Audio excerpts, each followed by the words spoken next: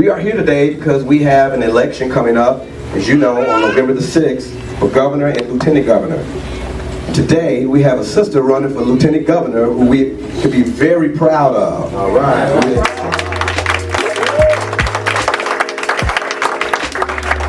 We're excited that she's here today with us. We want to hear from her concerning their plan, her and J.B. Pritzker, their plan for the state of Illinois. Specifically, how they, as a team, will improve the quality of the life for African Americans throughout the state of Illinois. The sister has done an awesome job as a state representative. She has been a fighter for African Americans. She has sponsored and co-sponsored legislation. I can go on and on about Juliana Stratton, but let's hear it from her own mouth. Let's all welcome Juliana Stratton, candidate for lieutenant governor.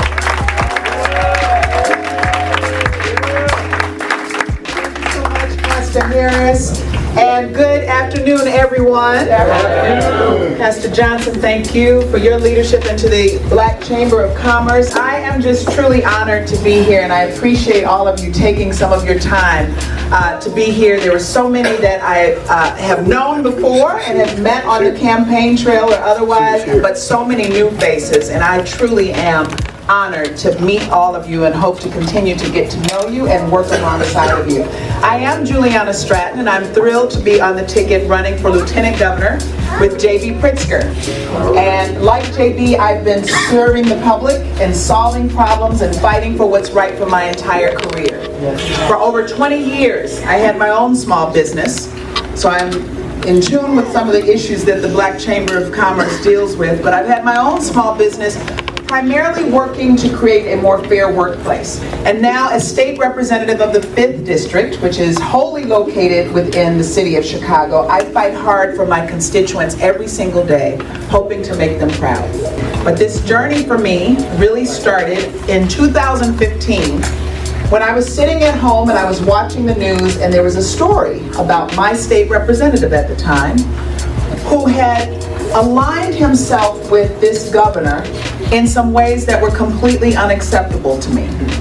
My state representative, who claimed to be a Democrat and who claimed to be representing the interest of my community and interest of people who I care deeply about, demographics I care deeply about, had joined with this governor in a couple of ways that were completely unacceptable. First, he joined with this governor, with Governor Rauner, to cut the child care assistance program, which provided child care assistance for low-income families who needed child care assistance to go to school or to go to work. And because of those cuts, many parents had to drop out of school and quit their jobs to take care of their children. And we know that they were doing those things to help better their families. The second way that my state representative at the time joined up with this governor is he joined with this governor to cut the home health care program for seniors. This is a program when seniors decided, you know what, I need health care, but I want to stay in my own home to receive this health care. I do not want to be forced into a nursing home. But because of these cuts, many seniors were forced into nursing home facilities against their wishes. Now, at the time that I'm watching this story, I was the primary caregiver for my mom, who had Alzheimer's. And the thought of my state representative and this governor fighting against me and seniors like my mom just really got to me. Yes. And I know all of you are here today because you can think of an example just like I can of how this governor has failed you or your family or your community. Now for me, my reaction was to run against that state representative, and with the help of so many in the community, we were able to be successful and defeat him, to stop him from continuing to do that damage. But everybody here today is not going to run for office, right? We have some candidates here, but most aren't going to run for office. But you're here because one thing that you can agree is that we cannot sit on the sidelines and just watch the damage continue to happen. So we get involved in whichever way we can. For me, I ran for office. For some of you, it's I'm going to phone bank. I'm going to knock on doors. I'm going to talk to people about voting. But whatever we do, we know that we cannot just sit idly by and watch our communities continue to suffer destruction. When it comes to the challenges in our state, the wisdom is found in rooms just like this. You have the creativity and you have the ideas. You have the solutions for our state, and our job is to listen. Our job is to lift up your voices and help move our state forward. Now, there's a lot of reasons that Bruce Rauner has failed this state. But one of the main reasons, first and foremost, is he refuses to listen. Because if he listened to our children and our families, then he wouldn't cut funding for health care and for education. If he listened to our business owners, then he wouldn't go around not just the state and the country, but all around the globe bad-mouthing the state of Illinois and our business. If he listened to our communities of color, then we would not see so many of them being left behind.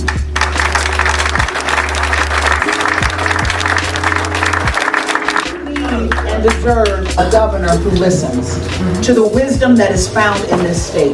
Wisdom that is found in rooms just like this all across our state. Every child, regardless of their race, their gender, their socioeconomic status, deserves a quality education and a path to opportunity. Every child. We have heard the needs of communities of color who have said so many have suffered decades and decades of disinvestment. And then it's time to recognize that we can't move forward as a state unless all of us move forward. That's right. And that requires focusing on these communities in particular. And this also means that we have to support small businesses and communities of color. And I know many of you here today are small business owners, or maybe you have a thought and an idea of wanting to be one. Well, we should be opening up pathways for access to capital and making sure you have technical assistance and the support that you need and mentoring so that you can not only start a business but grow a business so that instead of having to go to another town to get a cup of coffee or to buy goods and services, you can do that right in your own area.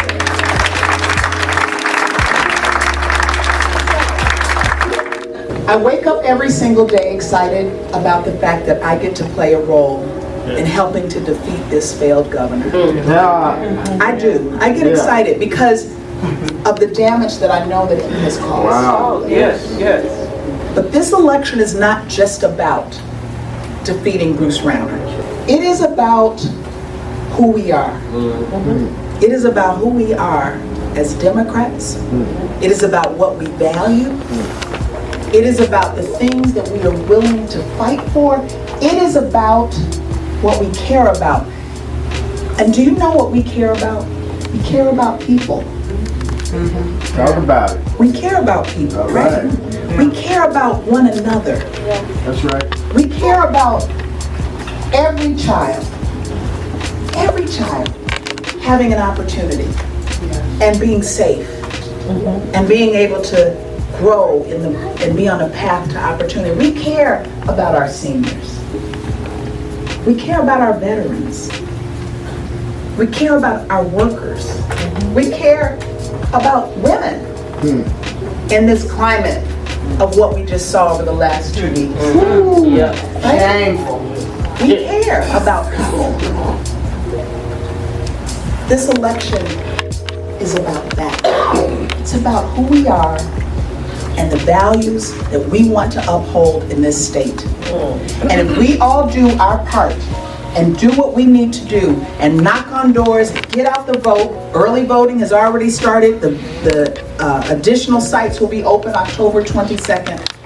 If we can get everyone out to vote, then on November 7th, we will wake up. Knowing we've left nothing on the table, and we will be ready to do the real work of helping to turn this state around. We will do it together.